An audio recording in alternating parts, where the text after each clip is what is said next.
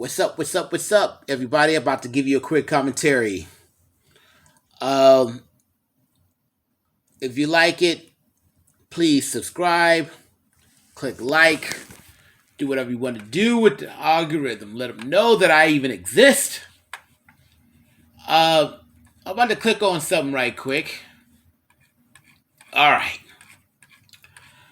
there is this author named Alice Sebold. Okay, she had the unfortunate experience of being sexually assaulted, and she made a book about it called Lucky. Became a millionaire. She did some things, you know. Wrote another book, Lucky Bones, whatever. I wasn't really into her. But now they were about Lucky. It was about her assault and stuff and all that stuff. I never really read the book. But the guy that was focused, that was a suspect, that was tried, convicted, and labeled a sex offender, just got exonerated. Yes, all these years that he was claiming that he was innocent, he really was. And he got exonerated last week. And it took Sebold a whole whopping 8 days. 8 days. To actually make a quote-unquote apology. Now, the details pretty much, and I'm going to not keep it too long. Pretty much one of the things that was happening is that she, I guess 5 months after the assault, she actually walked by him, and all of a sudden she got triggered and reported to the police that say he's the one. But there's one little thing though. She couldn't pick him off of a lineup. So the cops manipulated, of course, cops what cops do, especially when there's a possible black man as a perpetrator. Pointed to another guy, say, yeah, those two are friends are trying to trick you. Now, here's the culpability where she comes in as a villain. She swore in a court of law, identify and say he was the one. Dude served 16 years. Then after when he got in, denied parole when he kept on maintaining his innocence. Then on top of that, his life was made a living hell because of the fact that he was on the child sex offender list. So he couldn't get a full job, just manual labor. Stupid manual labor and temp shit.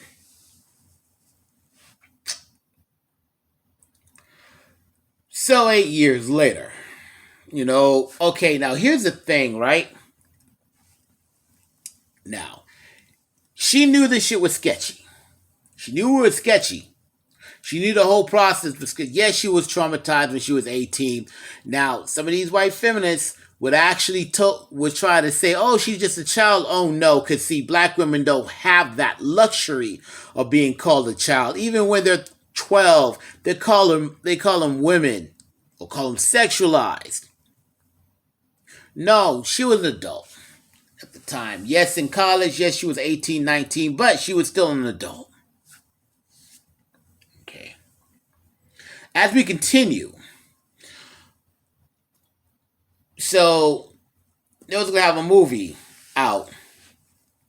We're going to try to make a movie. Now, during this time, they had another attempt of it before, and it fell through. Nobody knows now. I can only speculate on why. Probably because of the story itself. Because as this producer was looking through a book and looking through things and looking like how the shit went down, He knew from the jump it was sketchy. So this film producer, and there was a guy, even though I said there was a guy. This person admitted the fact that this wasn't sketch. This was kind of sketchy. So what they did is that opened up a private investigator, went through the case. Lo and behold, the man was innocent, was proven innocent, who professed his innocence for almost 2 flipping decades.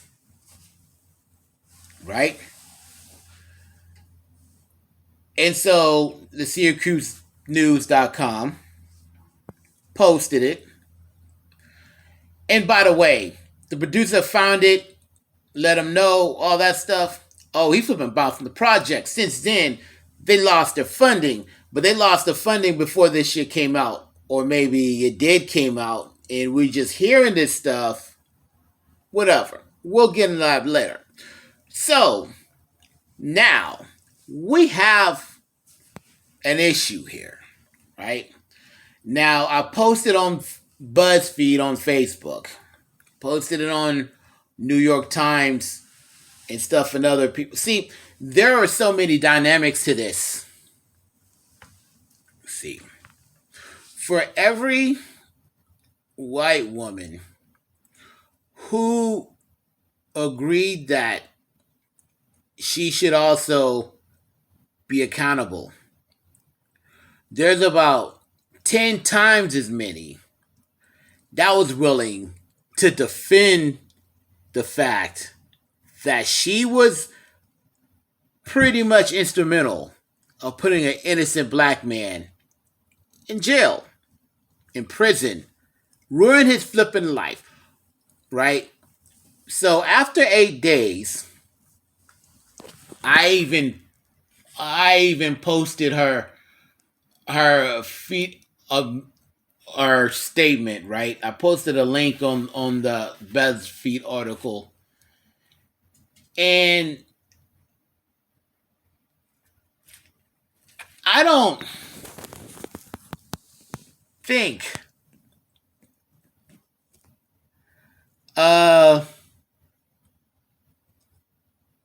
see, here's the thing, right? Now, I'm reading this right now. You can go to medium.com /at Alice_Sebold / statement from Alice Sebold, and then a number of other stuff. So you can see this for yourself. I'm going to post it below. And then you can say, and you can come up with your own opinion about this. Now, at the end of the day, the apology doesn't belong to me, doesn't belong to the white feminist defending her. It belongs to him and himself. However, we all can look and see whether or not she was sincere. And a lot of it, the whole thing, it took 8 days. Now, I can understand a couple of days, the shock, but it took them 8 days. 8 days. I can understand, to be honest. I mean, let's be fair. To be honest, 2 days to get shocked, whatever. But here's one thing that ended up opening up some holes. See, it took a producer when you looked at it, took a producer and hired an investigator. Now, during this time you wrote this book, you made millions, right? You made millions. However, you knew the whole process was sketchy. And you didn't bother to simply just to put your mind at rest. Because you knew you weren't too sure in the lineup and you sure enough didn't pick them. All you had to do was just hire an investigator, see everything was up and up. And if it wasn't, then we can start going for actual justice. But you didn't, did you? Oh, no, you didn't. In fact, I can pretty much assume that you pretty much took it off your mind. And the only reason why you stepped up because it started to affect your money. It started to affect your money. Now, we're going to talk about the responses, right? Now, the dynamics of this in these responses that most of the black folks in there, both men and women, while none of the response, in no way downplay her sexual assault. That's a deal. That's like that's not even a debate. That's not a debate at all.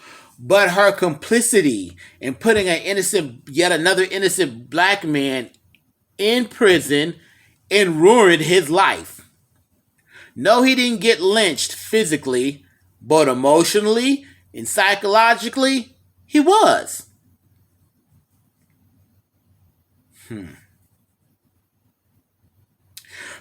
We need to talk about these apologists. Okay, there is one who actually told me don't make it about race. But the whole thing is about race. What she did is complicit.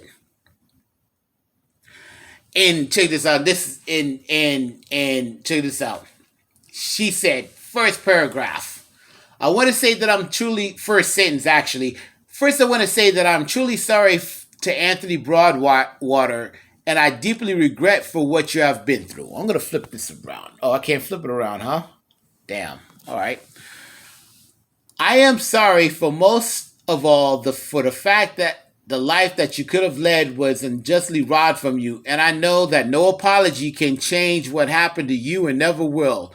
Of the many things I wish for you, I hope most of all that you and your family will be granted time and privacy to heal. Now, here's the thing, right? You made money off this shit. Okay, privacy to heal. No, he needs cash. That's only part of it, sure. But he needs your cash.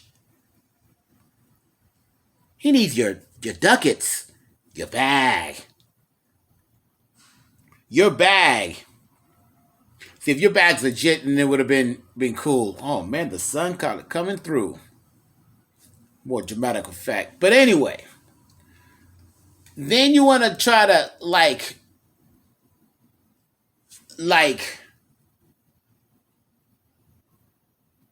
try to put it all on the police force. The legal system. We all know the legal system corrupt. It always has been. That's not even an issue. Oh yeah, they're at fault, but it's your fault for not sticking to your guns when you said that you didn't know, you weren't sure, but then you identified them in court. Now all these white women who are apologists. Now I'm going to also be fair, to be straight fair. There were tons of white women that actually said that he need to pay. And they call out the racist aspect. So let's be real and let's be fair. Let's be fair. But we also have a lot of white feminists, not feminists who are white, but if you look up about the term about white feminists and what feminism and what it actually means, is more closer to white supremacy than actual feminism. Because, well, you know. But let's get back on track, really. So basically, everything's listed. I'm not going to go through all of it, but she still want to try to solely blame and then say unwittingly. No, you ain't getting away from this. Yes, you are a victim. Nobody's disputing that. But you are a victimizer as well when you help conspire, whether knowingly or unknowingly, conspired to put an innocent black person to jail. And you think just saying I'm sorry, knowing full well you're saying enough, you need to do more than that. You need to do more than that. And the people who are being apologetic, knowing full well what she did was wrong. Now, and I'm going to say this. You guys are the apologists are affording her something that black women can never have the privilege to. I mean, we don't. I mean, look, I've seen other women of color, more or less, defend black women when it comes to that, but when it comes to in mass, nah. I think one of these days I should do a video about feminism and how feminism still mistreat black women. A lot of and the stuff I've researched myself and the reason why I looked at it was wild in and of itself. But as I started looking into that, the more I know is more along racial aspects than actual gender equality. And with that, the problem still remains, and they showing up here. So yes, Alice, nobody's dogging you on this on that you got on the fact that you got assaulted. But there's people really looking at you funny, thinking that just an apology and a statement's gonna make this shit right. You yourself know it ain't never gonna do, but then now we need to see whether or not you're gonna do more for. And if you don't, then it'll be telling. Peace out.